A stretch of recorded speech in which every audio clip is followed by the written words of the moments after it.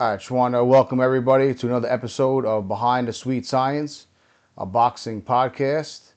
Before we get into this extremely busy weekend that we just had, what's going on, Jose? How are you? I'm good, brother. I'm good. How about yourself? Good, good. I can't complain. We had an extremely busy weekend. I want to start off with Friday night. We didn't get to watch it because it was one of those, for whatever reason, Tyson Fury fought with no streaming service, no TV, no Weird. nothing. Yeah, in the wrestling world, they call it a dark match. He had one Mm, of those. Not sure why we needed to see him against a guy like Walk. He's light years better than him skill wise. But I did catch a couple of highlights. I'm sure you've seen the same highlights that I've yeah. seen, and it kind of seemed like it was just a typical, Tyson Fury fight where he's just kind of peppering on the outside and just kind of dominating and using some movement and just doing what Tyson Fury usually does. And he made Walk quit. I believe after the seventh round, hmm he didn't get up off his stool after the seventh round. So hopefully we get to see the Joshua fight. What are your thoughts on basically what happened with Fury? Did you catch any of the highlights and from Yeah. He Friday? he basically fought himself, but if his self was, he fought a 50% version of his own Right, self. But no, this dude Tyson Fury just basically had this whole fight for a fat camp. He just right. kind of wanted to get back into shape and picked a guy like Wag and just did his thing. He kind of went in there knowing what he was gonna do. Um, But yeah, what I'm afraid of is not to skip too much ahead, is the results from both of the fights kind of might have hurt the promotion a little bit because we got to see both of them on what they bring to the table right now, and we both see that they're still both a shell of who they were. Like none of us want to believe that. None of us want to see that. Like Anthony Joshua and Tyson Fury are not the match. Is it's not the same matchup that we wanted 10 years ago. But this weekend kind of spoiled that, unfortunately. Right. Yeah, it reminds me a little bit of Mayweather and Pacquiao when all that stuff happened. Yeah. That fight needed to happen in about 2008, 2009, and it wound up happening, I believe, in 2015. So it's similar to that. Listen, I spoke about it before. I think they both passed their prime. I think both of them are a shell of who they were at one point. But listen, it's still going to sell. And I said to you, I think last week, regardless of the outcome, I still think that fight's going to happen because there's just too much money at stake. I Oh think yeah. everyone's on board at this point. I think once Turkey gets on board and all the big networks get on board, I think it's just a matter of time before it gets signed. And I think we get that fight uh, end of the year or possibly early January, maybe a Wembley Stadium or one of those spots. That's the whole thing that they're having issues with is where will they have it, when will they have it, because they're trying, if they do have it in London, they want it to be at like 1 in the morning London time or something Right. ridiculous. And in Wembley Stadium they're not allowed to host events past 11 p.m. or something like that, like they have some sort of rule. So that's where they're going back and forth, where they want to have the event be beneficial to the US side in terms of viewership. But I don't think that matters because this is one of the biggest fights in UK history, if not the biggest fight. Right. And then now they're trying to see if they can have this fight come over to the US. I think the whole thing with them trying to do that is because they're going to try and have this on Netflix. And they saw Anthony Joshua when he fought in America. I guess it did good against Right. Jake Paul. Right. So now they're trying to bank on that. Yeah, I don't know. There's still so much in the air. I hope it happens eventually. But with both of their performances still being lackluster, it can help the promotion a little bit because now we're like, okay, who's gonna be the better? What's gonna be the Right. better shit sandwich, right? Right. Like, which is gonna taste better? Right. I'm surprised that they're catering to the states. I think it has something to do more with Netflix. I think you're right. I don't really Yep. think it's to cater to our timing because it seems like in the last 10 years, all the other big countries that have big fights like Australia and the UK and Japan, they don't really care what time it is over here Yeah. because they're selling their Yeah. tickets and they're a big draw on their side of the world. But all right, so after, like I said, we didn't really get to watch much of it, but I think we kind of know exactly how that fight played out. Watching Tyson a ton of times before, we know the exact type of style he brings and Yeah. the type of movement that he can give trouble to those bigger, slower guys for sure. So. Um, I know the Joshua fight was something that I don't want to say I called it, but when I spoke to you the day before, at the fights, I told you, I think Prank is a live dog. I think he's a big, really, really big dude. Even though he hasn't fought anybody, if you look at his record, I mean, there's probably not any guys you could be familiar with. I just figured the size of Pranga and the fact that Joshua, let's be fair, he's a little glass. I mean, he's been stopped a couple of times, he's been dropped a bunch of times, and it just seems like more often than not lately, he gets clipped with a good shot. And he's He down. right, he's down, and I don't even know if it's that he's glass as much as that he's just so like not cautious. He's the opposite of cautious. He'll just get in there and just start swinging for the fences. And I think sometimes he forgets, hey, these guys are also my size, and I can get hurt too. And Yeah. he gets rocked a lot. So, what are your thoughts on that fight? Like I said, I favored Prang. Not really favored him, but I figured that he had a really good shot. I think he was a live dog. And what did you think about how that fight wound up playing out? Yeah, first, before I get into the performance, I think the whole world needs to give like Anthony Joshua his flowers for stepping back in the ring after what he went through. Like the dude lost his best friend and one of the people like super close in his corner. Right. So for you to be able to muster up the courage and confidence and find motivation to get back into it after a tragedy like that happened, like you were feet away from dying and then you got back in there, I think we should give him a little bit more uh, give him his flowers is basically is what I'm trying to say. Now in terms of the performance, Prenga kind of confused me that second round. It was a firefight for that like 4 minutes or 3.5 minutes, however long the fight actually lasted. But Prenga, I think I saw he went from throwing like 32 punches in the first round to then that second round, like he just kind of got worrisome or gun shy or he might have shot his load. But I'm seeing people on the internet talking about he took a dive and whatnot, Right. which I don't like to believe that. But you really never know with this business, man. Right. Like they have this much money on the table. They can't spoil it with a guy like Pranga. Now they're trying to set up Pranga and Fury or Right. something crazy, right? Like they don't want that to happen. Right. Yeah, I don't know if it was a work, but it seemed kind of odd to me that in the first round, Pranger came out, he was letting his hands go, and he stunned him with, I think it was like an uppercut. It looked like he grabbed him with his left hand, kind of pulled him into it, kind of an old Lennox Lewis trick, and landed a Yeah, big uppercut, and he dropped Joshua. And I could tell Joshua was hurt because he was smiling. And I think a lot of fighters, when they get hurt like that, they're doing that to kind of save face, but in reality, they know that they're hurt. And I think he was trying to yeah, play it off like he wasn't. And I just wish Pranger at the end of that first round would have really put the pressure on him and just let his hands go, man, and just let it all hang out because he dropped him 3 times. I think one wasn't really legit, but still he was down 3 times. And I think there's yeah, about 20, 30 seconds left. And I'm saying to myself, you got to just pour it all on because I think if he goes down one more time, I think the referee is gonna stop the fight. I mean, 4 times yeah. in the first round is like I don't care who it is. A lot of times, like the ref's gonna stop that fight. So Right. I wish he would have, kind of let his hands go. But I did like the fact that, Joshua fought back. Like you said, he got in the ring after all that stuff happened, and you got to give him respect for that. Um, but he landed a massive shot in that second round. Once it started, I kind of said to myself, this fight is going to be Joshua's fight. Once that second round started, I said he let him off the hook, and now he's going to come out. And once he lands a clean shot on Prang, I think it's going to be all she wrote, and that's exactly what happened.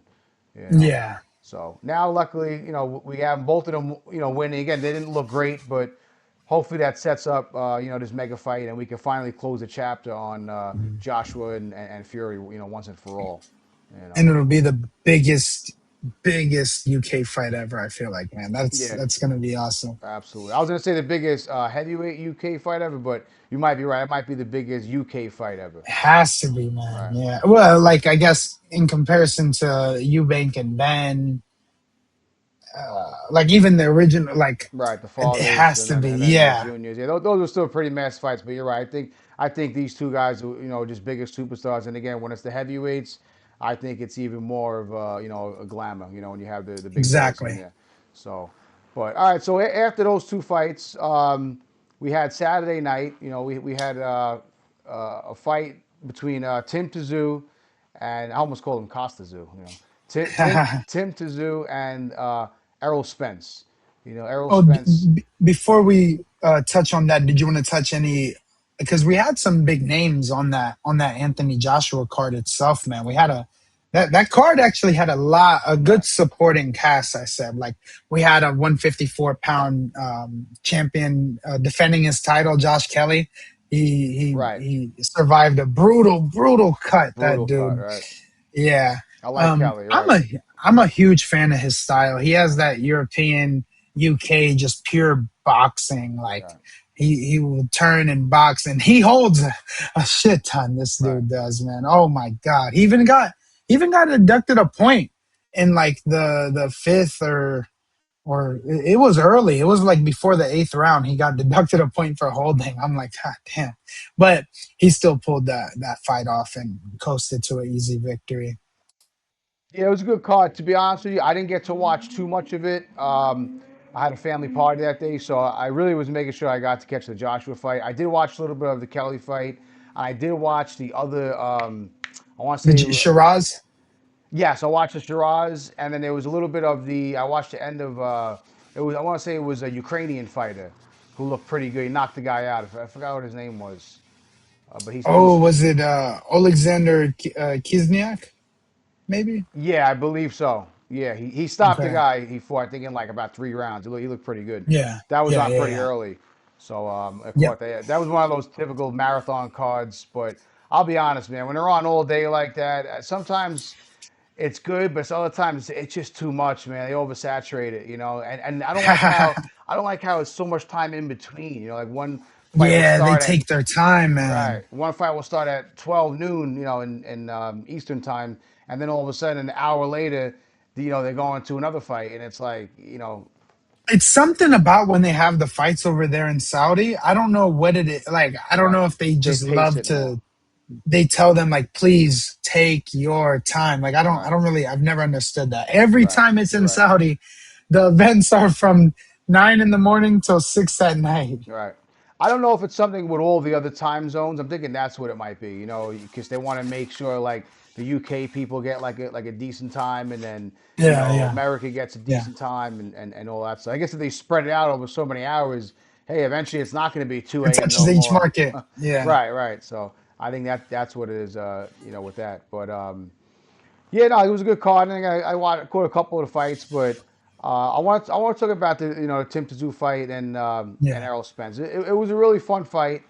Um, it kind of went the way we both predicted it would go. I remember a couple weeks ago, and when I thought the fight was in the beginning of July. Not sure why I thought that, but we predicted Tim Tszyu to win a decision or a possible late stoppage. And we were basically saying being out of the ring too long, 3 years like that, is just going to be too much for Spence, and that's really how it played out. I don't want to say that we're geniuses when it comes to the predictions, but it really played out exactly the way we kind of said it would. Yeah. But I will say with Spence, he came out early, and I gotta respect how he fought, and I also respect what he said after the fight and all that stuff. But he came out really well. I thought the first, I want to say 4 rounds, I gave him the first 4 rounds. I thought he was working very well to the body. I thought he had a good game plan, just keep coming forward and just kind of landed more than Zoo was landing, and it was a very fundamental type of performance in the first couple of rounds. But there was something off about Spence's legs. I felt like I had a buddy of mine who's also a big boxing guy, and he shot me a text I think midway through the fight, and his simple question was, "How does Spence's legs look?" I didn't get to answer because I didn't get to my phone until after. But when I was thinking about it, I say, you know what, that was really seemed like to be the problem. The way his legs just it looked like he was stuck in mud. I use that term a lot. But if you watch Spence's earlier fights and then you watch Saturday night's fight, you can see the difference in between just his in and out and like the way his legs looked. He looked kind of sluggish, and he looked like he was just stuck in mud a little bit. And Zoo just kind of made the adjustments. I think it was around like 5 or 6, and he was working with Jeff Fennick, who was one of these just gods in Australia boxing. He was like literally the guy that was the first superstar over there, and he's kind of been dibbling dabbling in the training game. He worked with Tyson years ago, and various other fighters over there, and he gave him some great advice. And all the stuff he was saying in the corner was very accurate. And he was basically just telling him, hey, like he's done. You just got to put the pressure on him and keep going at him and shooting a straight right hand, which was his key. I want to say the fifth or sixth round, he landed a really good right hand that popped the head back of Spence, and then he just realized like, hey, I'm going to take over this, and I'm going to be the one that's going to be dominating this fight. And as the fight went on, that's really how it went. Zoo just kind of started landing way more punches, and I guess the inactivity and just the age was just too much of a factor for Spence to get past with a guy like Tim Tszyu. You know. Yeah, when you have somebody that, this is all he's known all his life, right? Like, and same with Spence too. He's boxed his whole life, but they're both coming. He's been through so much. This dude flying out of a car 100 miles an hour and then taking the biggest beating of his life, and kind of we thought he retired, and then he's like, "No, I'm gonna come back, but I'm gonna fight a dog." I don't do tune-ups. We're like, "Come on, bro! Like, Right. you could have had a tune-up." Yeah, I'm not a fan of the tune-ups. You know how I've always said that, Uh, but when you're out for 3 years, yeah, you yeah. know you need a tune-up. I think he should have stayed busy. Obviously, we don't know what was going on in his head. I heard there was some problems with maybe with the alcohol and stuff like that over the course of the last couple of years. But I would have liked to have seen him be at least active. Give me one fight a year, and even if you're fighting a guy that you're light years ahead of, just stay active and get some confidence up. And especially after a fight with like you said with Crawford, I mean, such a beating.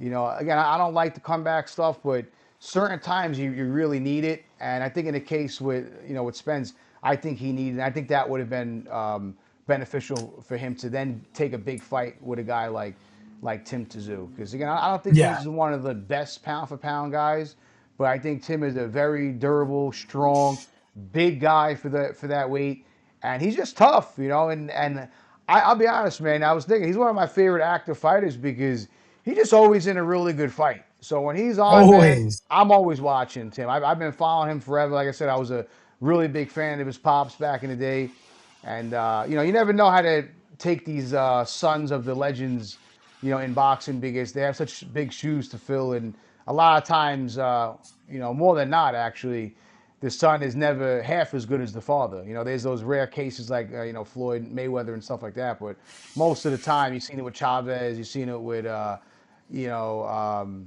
Camacho and various other Joe Frazier's son, various other fighters that never really live up to who their pops was. And it's always just a tough thing, but with Tszyu, it's been kind of a pretty solid career so far. And one of the things I like to ask you about is, you know, what do you want to see from him next? Because me personally, I want to see him campaign at 160. I don't think the division is murderer's row, or I don't think it's anything close to murderer's row.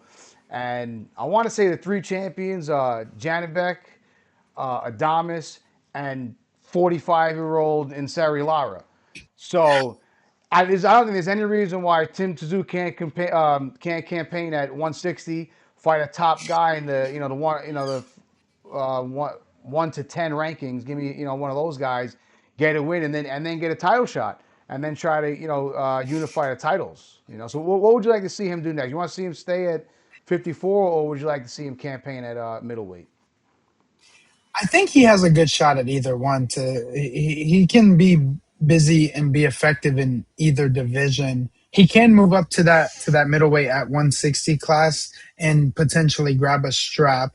The only thing there is so for example, like the IBF belt that's currently vacated, Right. but that's about to be fought for in like 3 weeks. The next Zuffa card is actually for the IBF belt, It's Ian McKenna, Right. Ian McKenna The and or IBF. no, Aaron McKenna and Oliha. They're fighting for that Right. because Janibek dropped the IBF belt. Right.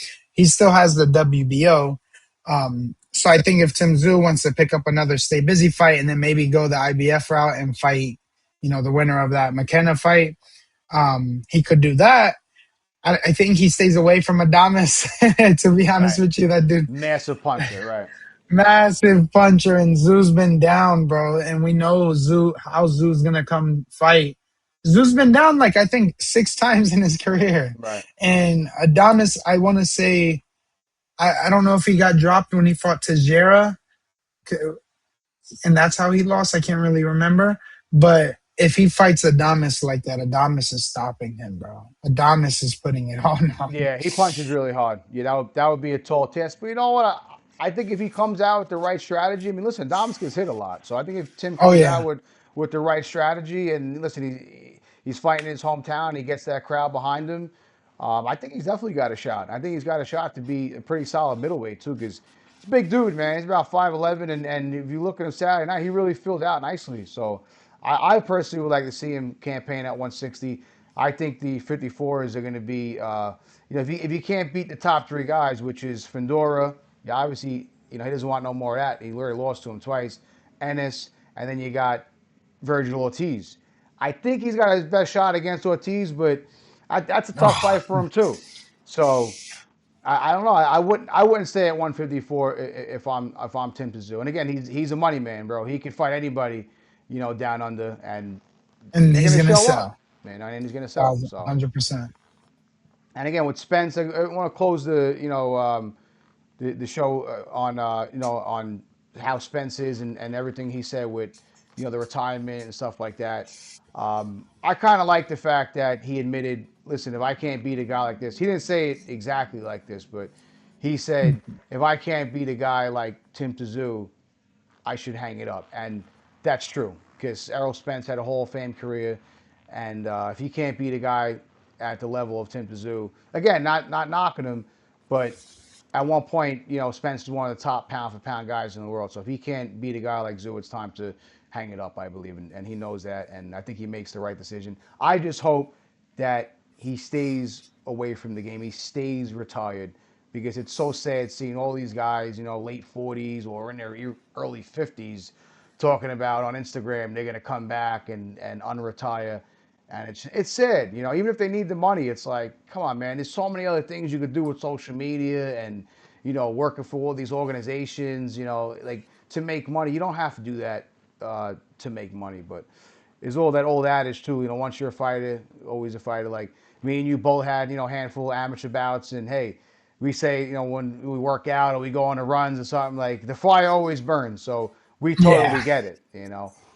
But all right, after that fight, we had Sunday night, which we were both lucky enough to be in the building for the Great night Zuffa of fights, boxing. man. Yeah, excellent night. We actually got to work the amateur show beforehand, which was amazing because, like I said before, we're both registered USA boxing officials, so we got to enjoy that at Madison Square Garden and Theater, and that was a really good experience. And then we got to stick around and watch the fights. So Yeah. I definitely want to get your thoughts on the the Zuffa card last night. What I want to say about it before we start breaking down the fights is I was very impressed by the production. I've been to the Garden now, probably the theater probably about 15 times for all various different shows and different promotion companies. All the top guys like even Don King shows. I've been there. Top Rank. Golden Boy, all the big dogs. We've been to all their shows, even Daz in the last few that we went to, Matchroom and all Eddie Hearn. And I was really impressed with how Zuffa did it. I don't know if it was just like the sound or the vibe of being in the Garden, because it's always a great vibe, especially being in the theater because it's kind of small, so you see all that boxing community that obviously we're a part of now, and that you see all the pros, all the amateurs, and all the judges, and it's just it's really cool to be around everyone that's real deal fight fans, and people that in the sport. But yeah, I was very impressed with the production. I really liked it. Yeah, and last night kind of showed like kind of how small world it is of New York, like how small New York kind of is in a way. Like we had so many people come out, but so many like historic faces just walk by. Oh, that's such and such, such and such, Right, such and such. All just came out to support boxing. And like to hammer on what you were saying about the production, it was amazing.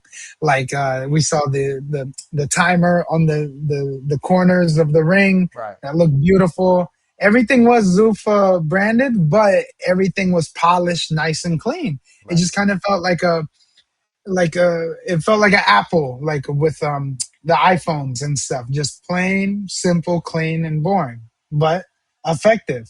So I did like the whole production and get up, like you said. I wasn't crazy about how they made them wear like the Zuffa gloves and the Zuffa trunks. I kind Yeah. of felt like that was a little like amateurish, but I get why they're doing it. You know, like I even heard they're not allowed to have advertisements on the trunks and things like that. So I don't know how I really feel about that. But as far as the production and how everything was viewed, like with all the lights, everything, it was just like $1 million production, and I thought they did an excellent job with that. Um, Yeah, and to talk on that about the branding real quick, Shakur was just on the Ariel Helwani show, right, and that was one of Ariel's questions. Like, how do you feel about not being able to brand yourself now that you're signed to Zufa? He was like, "Oh, that doesn't apply to me." He oh said, "My really? shorts are going to be the same. Everything's going to be the same." He's like, "That don't apply to me." And as you kind of saw it, once we went from like I think the Otto Wallen fight, I think all of those fights and under all were Zuffa gloves. After you saw Hackett, he wore hitting moves. You saw Derevyanchenko wore Grants. Right, You saw the rest of the fighters start putting wearing their own gloves as well and their own. It seemed like they were kind of lenient for the fighters on the main card. right, We still didn't see any too much branding on the shorts. Not if I remember, I saw different colored shorts, not just black Zuffa shorts. right. Like Berlanga came out with the baby blue. Hitchens wore like the pink with. I don't think there was any branding though, but it looks like they're being a little bit lenient with the gloves and the bigger names. Yeah, there was various other fights even before the Wallen fight. I forget there was that local kid that fought the shorter guy. He fought I forgot the Oh, Alfredo Gonzalez right, from right, Harlem. right. Yeah, I want to say one of them was wearing rival gloves. I noticed that.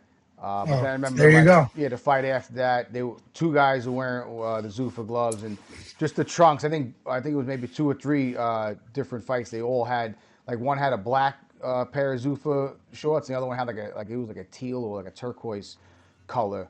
So and that was a little weird, but I get why they're doing it because it's like UFC. They want to have everything have their brand on it. And even when we were in the back, early we were doing the weigh-ins and stuff, and there was everything shirt. Everyone had the hat. All the Yeah, employees. yeah. It was like Zuffa here, Zuffa all over the place. Posters all over. So again, I get why they're trying to push it. And I'll be honest, going into it, I didn't really know how I would feel about the whole Zuffa thing. And we've had this discussion before. Like, I don't think they're going to be able to, outwit the all the sanctioning bodies and stuff. But I think with Turkey on board and Yeah, and man. Khan and an unlimited checkbook, anything is possible. Anything. So That's what's kind of scary. And you're seeing everybody sign over there. You're like, right, oh man, is this the new world order? Like the WWF going over to the WWE, right. right? Like to get into your world. And they're getting a lot of big names, man. I'm telling you, if they get another 10 or 15 big names, and we start getting the fights that we want, because listen, as fans, right, all we ever really want is we want entertainment. We want the best fighting the best. So that's all it really comes down to. And if they could provide that, I don't think anybody cares if IBF has the sanctioning champion or the WBC. No one really cares about any of that. I guess it's cool because of the history and stuff like that. But Yeah. they've kind of made it to where the belts are irrelevant. So if everyone just goes on board with Zuffa and we just start getting the best fighters to fight each other, and they're fighting for some, I think De La Hoya called it a unicorn belt. I don't think we really care, right? No, not at all. Because You're like right. most of the champions today, it's like they're getting the belts handed to them anyway. You're So right. We have a lot of email champions, they right, say. exactly, And they those email champions are still able to have the same legacy that these other fighters are. Like which is horrible. we're still counting their, Right. oh, this is his first title defense that he beat nobody Right. for. Like, come like on. like I don't want to pick on him because I actually like him a lot, but I'll use him as an example. It's like Marat Gasayev. It's like he was supposed to fight. Who was he supposed to fight? That guy. The guy Tony, the Olympian. Oh, Tony Oka. Tony Oka, right? He was supposed to fight him, and I believe that was an eliminator for the Hmm. WBA strap, I believe, right? And Hmm. Usyk had the title, and I guess he, vacated the title. And was it him that had it? Yeah, yeah, Right. And then it was like he didn't even want to fight Antonio Oko, and then it was like, all right, Usyk don't want the belt no more. Hey, you're the champion. Like, what is that? At least make him fight a top contender and then give him yeah. the belt. I mean, I get the thing with Usyk, and I guess he's just looking for money grabs at this point. But I didn't like how they handled all that thing. But that's neither here or there. Like I said, I want to get into the fights now. Um, we watch Otto Wallen get absolutely Hammered. massacred. I don't really want to. I don't want to start with that really. I really because there's a lot of fights to Yeah, get to, but that was a kind of lackluster fight for about 10 rounds, and in the last 10 out of seconds nowhere. he got absolutely Boom. flattened. Right, so that was an interesting one. But what was the first one after that? Hackett The Hackett, Derevyanchenko. right? To me, and all the other fights were good too. Like the main event was really cool too, but and a lot of energy with that. But I thought the fight of the night was Devinchenko and Hackett. I was super impressed with Hackett. We talked about it beforehand. I remember you telling me that it was going to go over. It was going to go to decision and stuff like that. And I kind of knew, Devinchenko was very durable.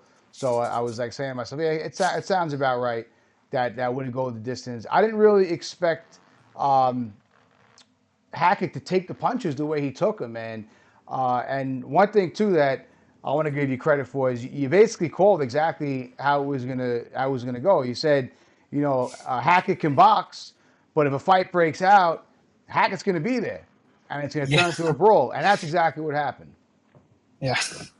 Yeah, this dude Hackett, it's the same story every fight I've ever seen him in. Like, Right, he can start off slow, pumping his jab. He has good feet, and then he turns into, his brolic El Mexicano, he calls right, himself, and right, then just wants to right. bang. All the But machismo stuff, right, all of it. But what I love about him is his preemptive head movement. This dude will six body, five body, roll, right, roll. Like, right, he's not even thinking about doing that. So that's how you know constantly this dude is on the bag and they're yelling uppercuts or go to the body, boom, boom, and then rolling right under right. the little The noodles. noodles, right, You can tell he just drills that right, constantly. Like, you can, the work he puts in the ring, you can kind of already see this dude just does old school like boxing dog right. workouts. Technique It stuff, right. it came and showed out against a uh, this dude Derevyanchenko still had popping power, and that's the Right, last thing to go. And Hackett was taking it, man. He right, was boom. We saw both of them hurt multiple times right. that fight. I don't know if they were both hurt. I was actually thinking about Mm. that today on the ride home from work. I was thinking to myself, they were both like stunned, and there was some really Son. massive shots that were landing. But I don't think anyone was actually like hurt to a point where Yeah. you would thought like, oh, the fight's gonna stop. The Right. fight's gonna Yeah, end you're right. at that point. Devinchenko, he's been becoming like a little bit of a fan favorite here in New York. He's been living, I believe, lives in Brooklyn, and he's been trained out of Cops and Kids, and he brought out a nice little crowd with him, and he had a nice following and show up for him, and he was landing, man. He had a shot, that overhand right and that left hook that he kept landing. He kept going to the well with that, and he was doing some damage, but it just seemed like Hackett was just a little too young, a little too fresh, and a little too big for him. Yeah, Hackett's a big dude, man. Um, Hackett has to be like 190 walking around. This Right. dude, Yeah, he fills uh, out too. You could tell he fills by out fighting. Yeah. big. This dude, bro, Right. big. I don't know, you probably caught it at the post fight interview. They were asking him like, "Oh, what was the adjustment you had to make, Hackett?" And then he was like, "My coach just said, put your fucking hands up," Right. and he was Right. like, "And I did, and it started working." Right, that's it. Yeah, he's a really interesting character, man. He was playing to the crowd really well. I kind of like him, and I'm definitely intrigued to see what he could. He's in the 160 division, right? The middleweight division. Yeah, yeah. Right. He's fought at 47. That's where he Wow. started at, and then he went up to 54, Right. and then that's where he took his loss, and then now I think he's trying to move up and stay at 160 and Right. campaign there. Hey, there you go. There's a big fight for Tim Tszyu right there. You know, give me Oh, another, sure. give me a two like a little warm up fight for both of them, and have that massive fight happen Oh man, in Australia. I think that would be a really interesting fight. You know. no, definitely. So after that fight, again, that was a really entertaining fight, real fun fight. You know, Hackett came out on top with the decision. After that, we had the Hitchens fight, right? Richard Hitchens. Richardson Hitchens. Yep. Right. I always have trouble saying his name. It's like a tongue twister. But another local kid, you know, we've been watching him since he's, yay high and all that stuff, and kind of becoming a fan favorite in New York as well. Um, what do you give his grade performance? How do you score that? So I'm gonna give my grade without. I know your kind of thoughts on it. I think it was an A, man. I know people wanted him to go for the kill, go for the um, step on it a little Right. bit, but I'm a little biased because the way he fights is, if I could, I would type of thing. Right. Like he's pumping his jab. He has the best jab in boxing to me. I'm gonna say I'm a little biased. He's one Really? of my All right. favorite fighters. Um, but I even love that he was still staying in the pocket a little bit. If he wanted to get on his bike and move even more, I He felt like could he have. could have Right. moved a lot more than what he Right. did. And I kind of feel like he was staying in the danger zone a little bit more than what I've seen him in the past do. Right. Like, for example, he fought another big puncher like Jose Zapata like 4 years Right. ago. Granted, this is a long time Yeah. ago. He was on his bike and he was holding and he was turning. That is not what he did last night. Like I think we just saw massive improvements from from him since especially the Lemos fight. Right. Um, I think for himself, he still has to prove himself for the whole Duarte situation. So if he can get that, put a nail in that coffin, turn outbox Duarte and close to a victory, dead it, and then move on for a champ at 147. That's how I think he should play out. Well, what's the Duarte situation? The whole thing that happened where he was supposed to fight on the Shakur and Teo card, or not, sorry, the Ryan and Barrios card, and then he Okay. pulled Right. out because Right. Right. Right. He was he sick or said something. initially, Weigh well, in or something. initially he said he was sick, Right. and then a couple weeks later he kind of contradicts himself, and he comes out with a story like, "Well, they weren't going to pay me enough." And Wow. then he comes back and says, "Nah, I was feeling terrible the whole time. Right. Uh, I really was sick." And then him and his coach Lenny kind of got into it because Coach Lenny wanted him to still continue on with the fight, Right. but he didn't want to. So they've had like I guess a little bit of beef, or you can Right. say like that's what Hitchens came out and said. So he needs to put a nail in the coffin. Whatever happened, you didn't fight the guy. The guy wants to fight you. I still think you beat Duarte, Yeah. but Absolutely. put the nail in the coffin, dead it for everybody so they don't have that hanging over you. Right. Yeah, he's got some good wins. And again, my performance and again, I said to you while we were watching the fight together, it's not that I thought it was a bad performance. Personally, I want to see a little more killer instinct and just going for Yeah. the stoppage. I get a lot of times you don't have to, and you're ahead and stuff like that. And I don't think he was coasting. Like you said, he could have coasted more if he wanted to. He could have Yeah, been for sure. on his bike and moving a lot more than he actually did. But I would have liked to see a little more of him just going after him and trying to get the stoppage, and because clearly he was light years ahead of that guy. And I think if he really stepped on it in one or two of the rounds, I think he could have forced the ref to stop it. Because listen, the refs are aware that you're down 10 rounds to nil. You don't have no shot. So if all of a sudden you get opened up a little bit in that 10th, 11th round, and the guy's nonstop punching, the ref's going to stop it. They're not going to let you get hurt like that. Or maybe even your corner stops it. Like the corner stops it, go for it. So I would like to Yeah. see that from him. But you're right, his jab is really good. Best in boxing. I think that's a little bit of a stretch. But Mm. hey, you're entitled to your opinion. I would have to go with Shakur Stevenson on that one. But listen, Hitchens is really good too. He's really quick. He's really long with it, and he pops it really well. So, but Hmm. I want to see him again. I want to see him in a mega fight. I know he's got some Yeah. nice wins. Like you said, his Zepeda win was a really good win. Liam Paro, was it again? Paro, Yeah, Liam Paro, Liam great Paro, fight. the Australian fellow. That was a really good win for him. But I want to see him in like a Shakur Stevenson, Devin Haney, Tank Davis, uh, what's his name? Keyshawn Davis. I Oh, him and Keyshawn have bad blood right now too, Right, they've been man. going So at it. So I want to see a really big fight with him.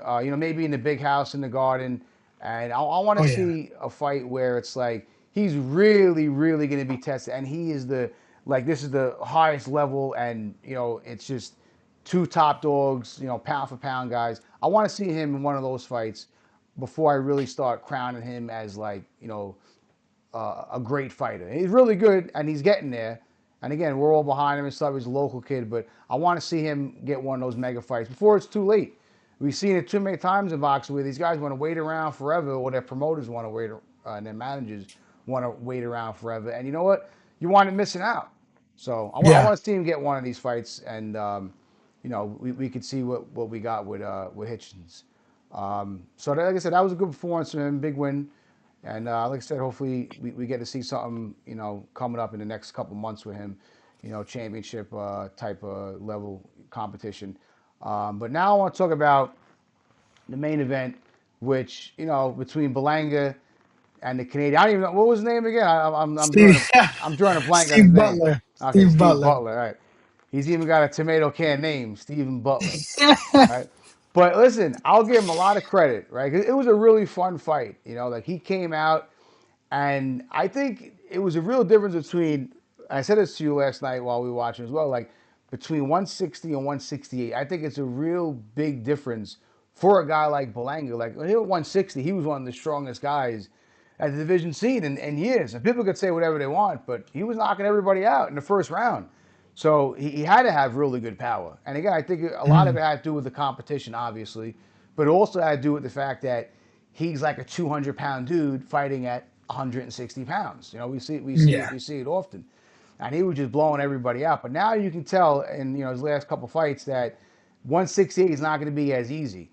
But it made for a really fun fight. I got to give Butler credit because, I mean, I've never seen a guy get hurt and be on unsteady legs more than I've seen that guy, deal with last night, and really keep fighting back. And he was hitting his gloves together, sticking his tongue out, and he was clowning, right? And I'm like saying to myself, damn, this guy, he's crazy because he's hurt, I think, in like, at least 5 of the rounds where he was all over the ring, and he just kept coming forward, and he landed some massive shots on Belanga. He even dropped him, I think, early in maybe the second round or third round or something. And, made for a real fun fight. So I was happy. I was happy that I was the main event, to be honest. No, yeah, and it lived up, and it had the whole crowd drawn into Yeah. it as well. All the antics, flying around the ring, falling, Right. and no, yeah, this dude Berlanga, I don't even know what I want out of him, man. Like I don't know what to ever expect out of the guy, and I think he can box. He has all the technique and fundamentals down, I feel like, rather than he's a little flat footed at times where you see him trying to go backwards and he's kind of slow stomping Right. backwards rather than Right. staying on his toes. But it confuses me because I've seen plenty of videos or even instances of him on that back foot moving so smoothly, quick. But sometimes under the lights, he just kind of, he moves a lot different. I don't really even know what to expect out of the dude. And we know he has power. He genuinely has power. He's a big dude. So I don't know what's up with the guy. Like, and we see him swinging for the Right. fences and just being like completely inaccurate. We're just like he to me it seems like he's the type of fighter that sees red and he can't control himself. He does not have the mental capacity Right. to do anything methodically. It seems like I kind of blows my mind.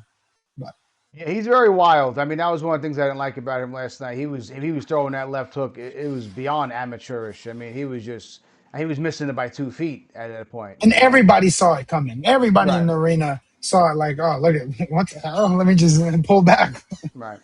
Yeah, it seemed like he came out a little cautious like in the first, I want to say 2 rounds, and then And then he got dropped. right. I think it was at the end of the second or end of the third round. It was literally at like the last 2 or 3 seconds that it happened.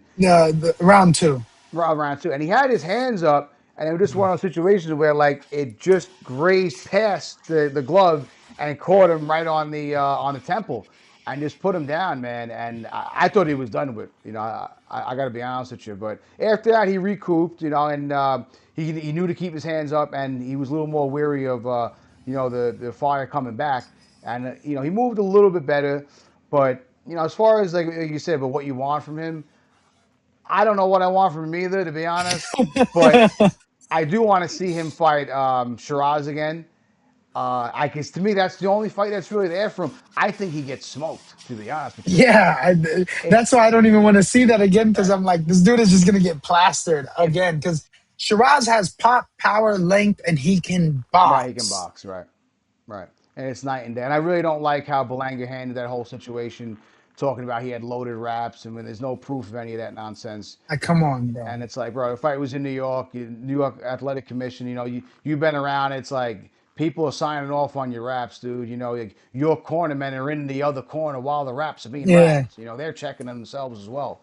So I mean, all that stuff kind of seemed a little, unsportsmanlike, in my opinion. But he put together it was kind of a weird fight. He was very wild. He got tagged a lot. His face was all marked up, but he was able to come out on top. He got the win, and yeah. Regardless, he got the win and right. ended the night well. So we can't even blame him too No, much because what did he win with? His hand in the air. right, So and he wound up stopping him. Right, it was kind of weird how it ended because I think it could have got stopped a little earlier, but I'm not going to downplay Eric Dolly, I believe his name is, who's to me is an excellent referee.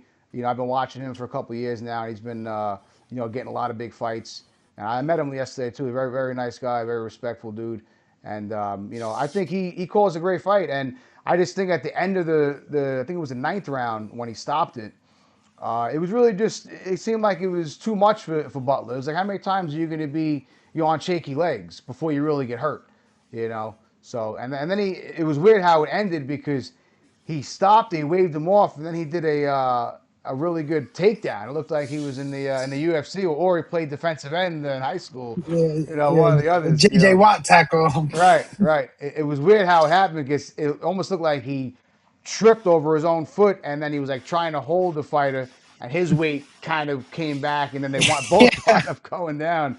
It was a pretty interesting ending. But then I didn't like how Belanga. See, he's such a clown with he went to like swing at him when the guy stopped the fight. It's like, come on, man, you won the fight. Stop being a clown. That's the only thing I don't like about him. And listen, when he shows up, New York shows up, people cheer for him. I find myself clapping for him. I don't know why, because again, yeah, yeah. I did too. right, he acts like a knucklehead, and I'm one of those type of guys. I don't like that stuff. I don't like all the hot dogging and stuff like that. And again, I don't like how he's not a sports. He's not a good sportsman. If you lose, you No. lose, and if you win, win with some respect and some pride. And I don't really see him doing that. But I don't know what I want to see with him next. So he's 168, right? Like what could be Yeah. some of the matchups that you could possibly see Belanga getting into, other than obviously I Shiraz?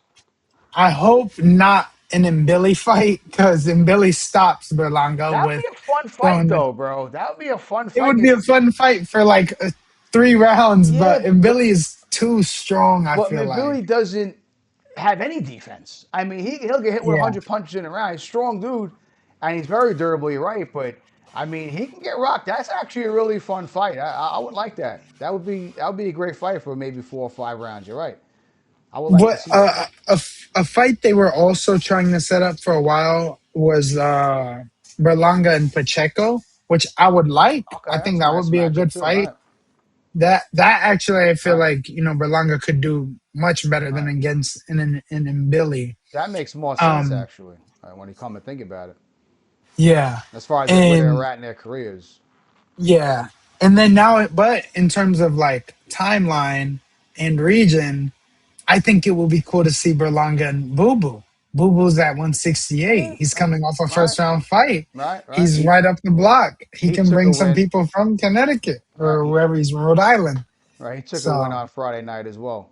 So yeah, so that could be a good possible matchup on his comeback trail. yeah.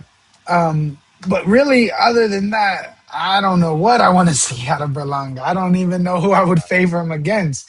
But it blows my mind because he can box. Right, It just something happens, and it's.